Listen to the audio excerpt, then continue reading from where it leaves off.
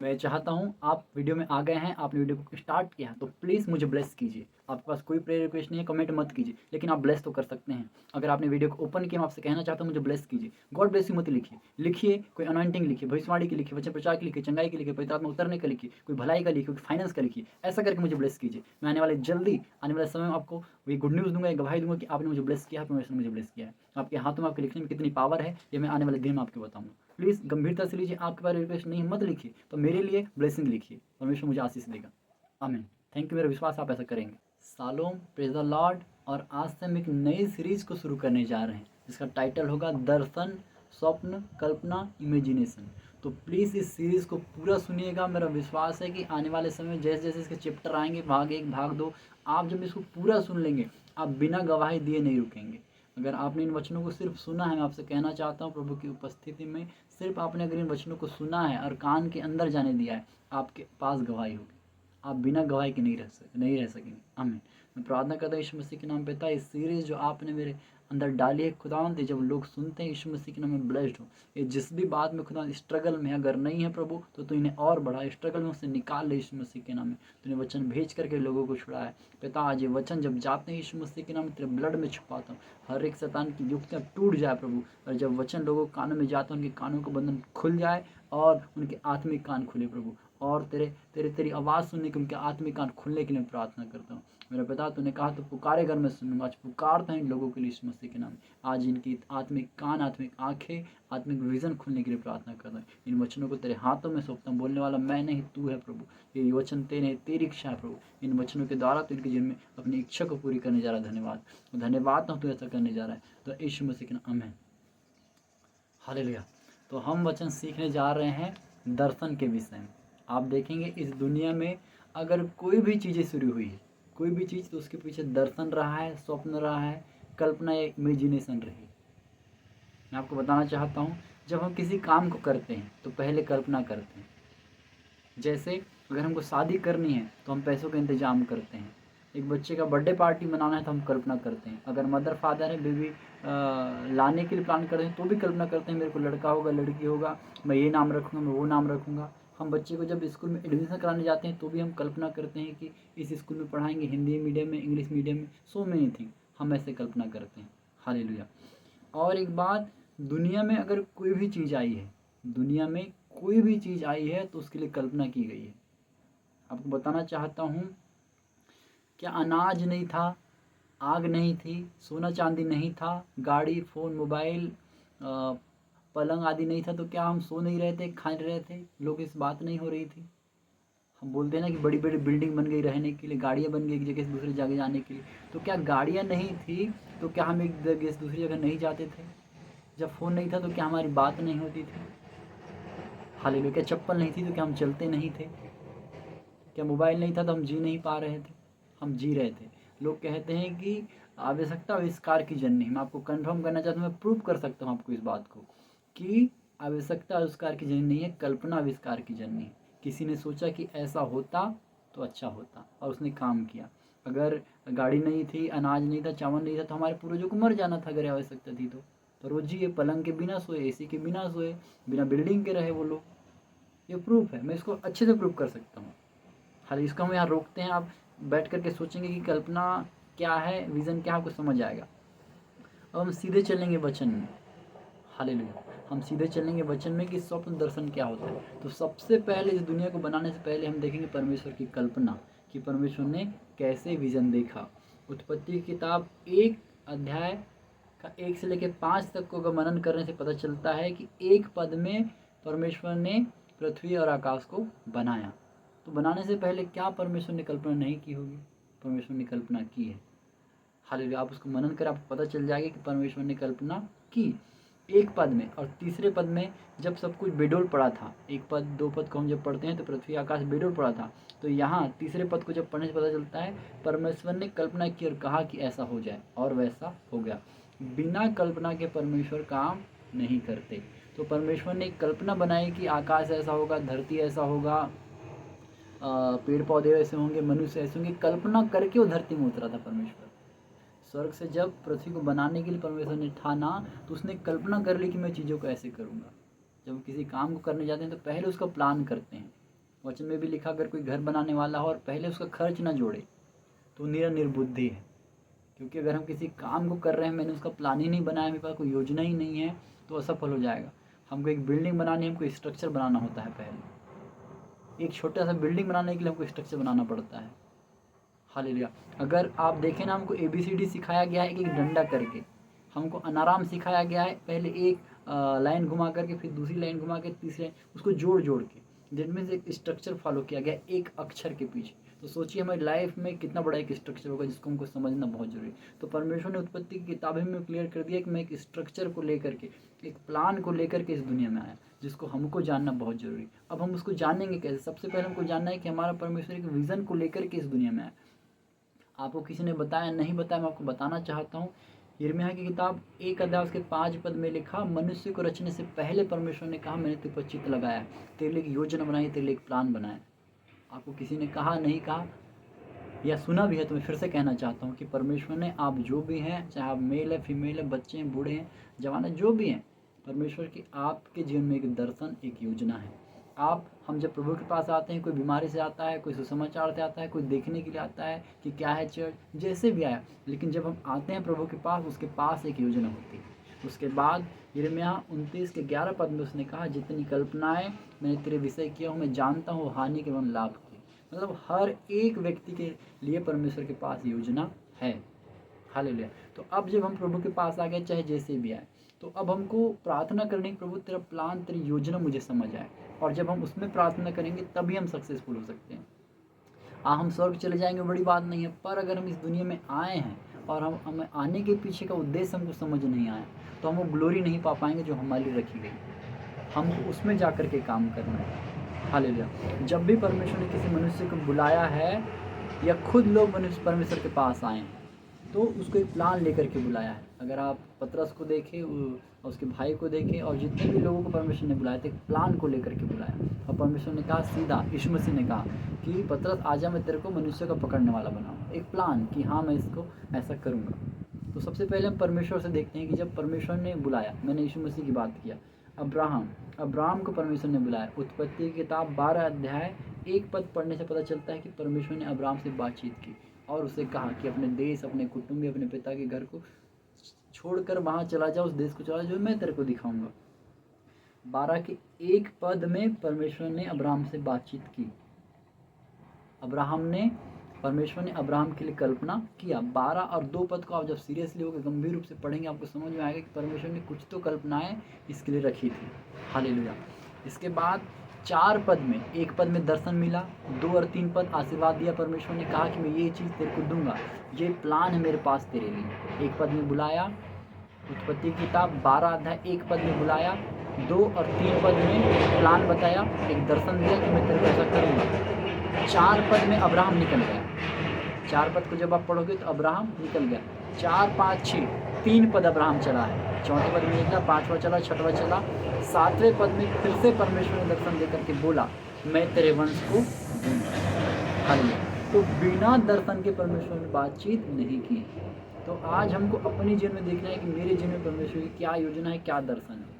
तो परमेश्वर ने याकूब हो, इसहाक हो, यूसुफ हो, डैनियल हो, यीशु मसीह हो, जितने भी मैन ऑफ गॉड हैं, जितने विश्वासी बाइबल में, हर एक के पीछे एक दर्शन रहा है जो बाइबल में आया है।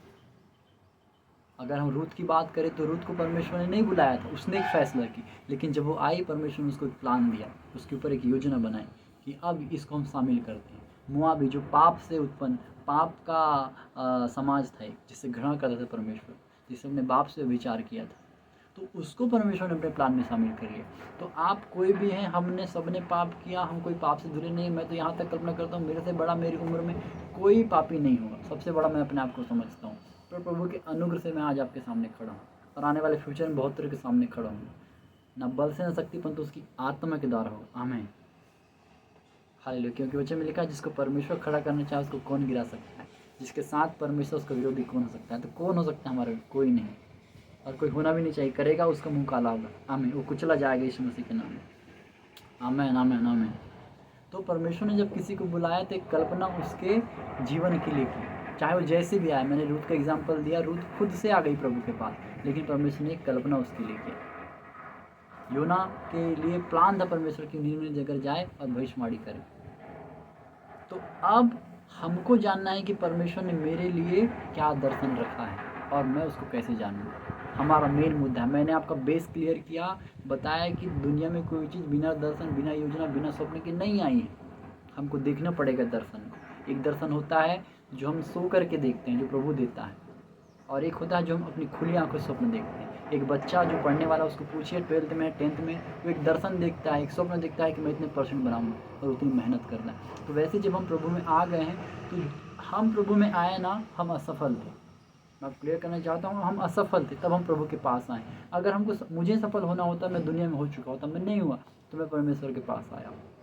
अब आप परमेश्वर पे पास आ गए, तो आपको समझना है कि परमेश्वर की योजना मेरी लाइफ में क्या है, क्योंकि जब तक आप नहीं समझेंगे आप सफल नहीं होंगे। आपको सफल होना होता, आप दुनिया में हो चुके होते। मैं फिर से कहना चाहता हूँ, आपको प्रभु से अलग होकर के सफल होना होता, आप दुनिया में हो चुके होते, लेकिन आप नहीं हुए, इसलिए आप परमेश्वर के पास हैं। तो जब आप परमेश्वर के पास आ गए हैं, तो आपको इस बात को समझना पड़ेगा कि क्या है मेरे लाइफ में प्लान परमेश्वर का। उस योजना को आप समझेंगे, उसके लिए काम करेंगे, प्रार्थना करेंगे, अपने जीवन को पवित्रता में लेकर के आएंगे, दान दशमांश में लेकर के आएंगे, उपवास में लेकर के आएंगे। वो धीरे धीरे धीरे धीरे करके आपके लाइफ में जाहिर होगा। बच्चे में लिखा, अनुभव से उसकी सिद्ध इच्छा मालूम करते रहो। तो हमको अब उस दर्शन में आना है। हमारे अंदर एक सवाल क्रिएट करना है, मेरा दर्शन क्या है प्रभु, मेरी लाइफ में तेरी योजना क्या है। तो जब हम उसके लिए प्रार्थना करेंगे, वो हम पे जाहिर होगा। आप दानियेल के बारे में पढ़ते हैं तो यशायाह जितने भविष्यद्वक्ता हुए, उसमें किसी ने आखिरी की भविष्यवाणी नहीं की, पर दानियेल को विजन मिला था। दानियेल की किताब 9 अध्याय 10 अध्याय को पढ़ते हैं तो आपको पता चलेगा कि दानियेल ने मांगा, प्रभु मुझ पर जाहिर कर दो। बहुत डीप है, हम कोई बात करेंगे। तो जब हम प्रार्थना करेंगे, हालेलुया, प्रार्थना करेंगे इस चीज़ को लेकर, तो परमेश्वर हमसे बातचीत करेगा। और नीति वचन 16 अध्याय उसके 3 पद में से लिखा, अपनी कल्पनाएं यहोवा पर डाल दे, उससे तेरी कल्पनाएं सिद्ध होगी। तो हमारी कल्पना क्या है, हमको अपनी कल्पना भी रखना है, और एक फिर अपना परमेश्वर हमको अपनी कल्पना देगा। तो पहले हमको अपनी कल्पना देखना है कि मैं फ्यूचर में क्या चाहता हूँ, उसको लिख करके रखना है। एक गवाही मैं आपको बताना चाहता हूँ, एक सिस्टर की, वो प्रार्थना करती थी, प्रभु कि मुझे पति चाहिए, मुझे पति चाहिए, उपवास प्रार्थना कर रही थी, वो होलीनेस में थी। तो परमेश्वर ने एक दिन उसको दर्शन देकर के कहा, तेरे को कैसा पति चाहिए, लंबा चाहिए, गोरा चाहिए, कौन सी नौकरी वाला चाहिए, उसको मीट पसंद हो नहीं हो, कैसे कपड़े पहनने वाला, सब कुछ। तो उसने एक पॉइंट बनाई और 10 पॉइंट उसने अपने पति के बारे में लिखी। हालेलुया। 6 महीने के अंदर 10 पॉइंट को लेकर के परमेश्वर ने उसके सामने एक लड़का ला करके खड़ा कर दिया। आमीन। 6 महीने 10 पॉइंट लिखी कि मेरे को ऐसा लड़का चाहिए, टीचर चाहिए, सुंदर चाहिए, हाइट वाला चाहिए, चिकन नहीं खाने वाला चाहिए, वेजिटेरियन चाहिए, पास्टर चाहिए। 10 विषय उसने लिखी, 10 बिंदु लिख दी, 10 पॉइंट लिख दी, और 10 बिंदु के लिए 6 महीने प्रार्थना की। परमेश्वर ने 10 पॉइंट को लेकर के एक व्यक्ति उसके सामने ला करके खड़ा कर दिया। आमीन। मैं अपनी बात करूँ, मैंने भी करीब 3 से 6 महीने किसी विषय को लिख करके प्रार्थना किया था, परमेश्वर ने सामने ला करके खड़ा कर दिया। सब मतलब नौकरी लाकर, किसी व्यक्ति को नहीं नौकरी को लाकर खड़ा कर दिया। तो ये असर होता है लिख करके प्रार्थना करने का, एक दर्शन, अपने इमेज बनाना कि परमेश्वर मेरी लाइफ में ऐसा कर। तो जब हम योजना बनाएंगे, मेरी नौकरी ऐसी हो प्रभु, मेरे आने वाले बच्चे ऐसे हो, सब कुछ। आप याकूब के बारे में जब पढ़ेंगे तो उसको जैसा चाहिए था, छड़ियाँ, उसने छड़ियों को छीला, धारी वाले चित्ती वाले बनाए, और सेम बाइबल बताती है उत्पत्ति की किताब कि बकरियाँ वैसी गाभिन हो गई, जो भेड़ थी वैसी गाभिन हो गई, जो उसके जीव जंतु थे बकरियाँ थी तो वैसी गाभिन हो गई। तो क्या वो हमारे लिए नहीं कर सकता, उस लड़की के लिए या मेरे लिए, याकूब के लिए? क्या याकूब मतलब क्या, याकूब दैट मीन इज़राइल, इज़राइल मतलब पर मैं, तो इज़राइल का परमेश्वर मेरा परमेश्वर। अब आप आम नहीं, आपको दर्शन देखना पड़ेगा। तो मैंने सिर्फ आज आपका बेस क्लियर किया है कि हमको दर्शन में आना है। आप चाहे चंगाई के लिए प्रार्थना करते हैं, आप छुटकारे के लिए प्रार्थना करते हैं, आप जिस चीज़ के लिए प्रार्थना करते हैं, पहले उसकी एक इमेज बनानी पड़ेगी, उसमें देखना पड़ेगा। एक छोटे से बच्चे को आपने देखा है, एक छोटे से बच्चे को वीडियो गेम ला करके दे दो, या मम्मी को बोलो कि स्कूल जा रहा है, तू जब शाम को आएगा मैं तेरे लिए तेरा फेवरेट खाना बनाऊंगी। वो स्कूल में ढिंढोरा पीट के आएगा, मेरी मम्मी आज मैं जाऊंगा तो मेरे लिए मैगी बनाएगी, या वीडियो गेम जा करके मैं खेलूँगा। वो सब बच्चों को बता देंगे, वो एक धुन में रहता है, वो एक दर्शन में जीता है। स्कूल में तो है वो बेशक, पर उसका माइंड घर में। तो वैसा हमारा माइंड होना, हम कुछ भी काम करें लेकिन हमारे ब्रेन में चलना चाहिए कि मैं कल ये बनने वाला हूँ, मेरा साथ ही कल होने वाला है। मैं कल पवित्रता में चलने वाला हूँ, कल मैं चंगाई में चलने वाला हूँ, कल मैं हीलिंग करने वाला हूँ, कल मैं भविष्यवाणी करने वाला हूँ। मेरी मिनिस्ट्री 2025 खत्म होने से पहले 1 लाख होने वाली है यूट्यूब में जो है। मैं चंगाई, मेरे द्वारा चंगाई करेगा प्रभु, और मेरे द्वारा अद्भुत बड़े बड़े कामों करेगा जो न मैंने, न मेरे परिवार में, न जितने लोग सुन रहे किसी ने नहीं किया है। आमीन। तो ऐसी हमारी कल्पना होनी चाहिए। जब हम उस धुन में जिएंगे तो ऑटोमेटिकली हमारा ब्रेन बहुत चीज़ों को समझता है, तो हमारा जीवन वैसा होता जाएगा। हमारा काम वैसे करेंगे ना तो हम बढ़ते जाएंगे। हालेलुया। तो हमको अब्राहम पे नज़र टिकाना, हमको परमेश्वर पे नज़र टिकाना है कि इन्होंने दर्शन से शुरुआत की थी। आने वाले जो और चैप्टर हैं इसके जो लोग हैं, एक मैं बताना चाहता हूँ, एक लहू बहने वाली स्त्री, एक झेले का बीमार है, एक लंगड़ा है, अंधे हैं। इनको जो आप सुनेंगे तो आप आत्मा से भर जाएंगे। मैं आपको बता रहा हूँ, अगर मैं इसको लाइव आकर के प्रचार करूँ तो लोग गिर जाएंगे, इतना सामर्थ्य इन वचनों में। पर ये मोबाइल में मैं वीडियो बनाऊँ, मैं इतना चिल्ला नहीं सकता। नौकरी के साथ जब मैं आपके लिए इतना मेहनत कर सकता हूँ तो आप सोचिए कि आपको कितना करना चाहिए। जो नौकरी में नहीं, आप तो सुपर ब्लेज हो प्रार्थना वचन बताने के लिए। मैं कितना तड़प जाऊँ किसी को खुले में जाकर के सुसमाचार सुनाने के लिए, मैं जानता हूँ। तो वचन में लिखा, धन्य वे जो धार्मिकता के भूखे हैं क्योंकि तृप्त की जाएंगे। आज नहीं कल आप मेरे को लाइव में प्रचार करते भी देखेंगे, सुसमाचार सुनाते भी देखेंगे। मैं अब स्पष्ट दर्शन देख रहा हूँ कि लाखों की भीड़ है और मैं वहाँ वचन सुना रहा हूँ। ये दर्शन मेरा धुंधला था, अब वो क्लियर हुआ। पहली बार अभी बीच में जब मैं फास्ट में था, मैंने क्लियरली देखा। मैंने अपनी ड्रेस देखी, मैंने अपना माइक देखा, पीछे वर्शिप करने वाले लोग देखे, स्टेज देखा, जो धुंधला था वो क्लियरली देखा। तो जब हम प्रार्थना में आते हैं, जब हम वैसे जीवन में आते हैं ना, परमेश्वर हमको दर्शन दिखाता है। तो वचन में लिखा, तेरी कल्पना ऐसी होगी। दैट मीन्स मेरी नहीं, परमेश्वर की कल्पना है। हम जब परमेश्वर में ढल जाते हैं तो हम और वो क्या, हम एक हैं, हम एक अंग हैं। हालेलुया। तो आपको ये वचन सिखाने का मतलब ये है कि हमको वचन सीखना पड़ेगा, वचन में जड़ पकड़नी पड़ेगी। बाइबल में इस प्रकार से लिखा, शैतान ने लोगों को नाश नहीं किया। वचन में क्या लिखा है पता है? कि मेरी प्रजा, परमेश्वर ने कहा, मेरे ज्ञान के ना होने की वजह से नाश हुई। तो ज्ञान क्या है? वचन। हमको जब ज्ञान होगा हम नाश नहीं होंगे। यीशु मसीह ने लड़ाई प्रार्थना उपवास तो की थी, लेकिन वचन से जीती। तो वचन में जड़ पकड़ना बहुत जरूरी है। जब हमको पता होगा आने वाला समय ऐसे होने वाला है, ये कहाँ लिखा? वचन में। प्रार्थना करनी है कहाँ लिखा? वचन में। पवित्रता में कहाँ लिखा? रहना है कहाँ लिखा? वचन में। संगति करनी है कहाँ लिखा? वचन में। अधीन में रहना है कहाँ लिखा? वचन में। दर्शन देखना है कहाँ लिखा? वचन में। परमेश्वर ने किसी को बुलाया कहाँ लिखा? वचन में। तो वचन सबसे ऊपर मैं रखता हूँ मेरे जीवन में, और मैंने बाइबल को जितना पढ़ा है मेरी समझ के अनुसार सबसे ऊपर वचन है। तो हमको अपनी लाइफ में वचन को सबसे ऊपर रखना है, उसको एक आदर देना है। हमको किसी व्यक्ति को नहीं देखना है। अगर मैं किसी को सुनता हूँ तो मैं उसको नहीं, उस अनुग्रह को सुनता हूँ, उस ग्रेस को, उस अभिषेक को सुनता हूँ जो परमेश्वर ने उसके ऊपर रखा है।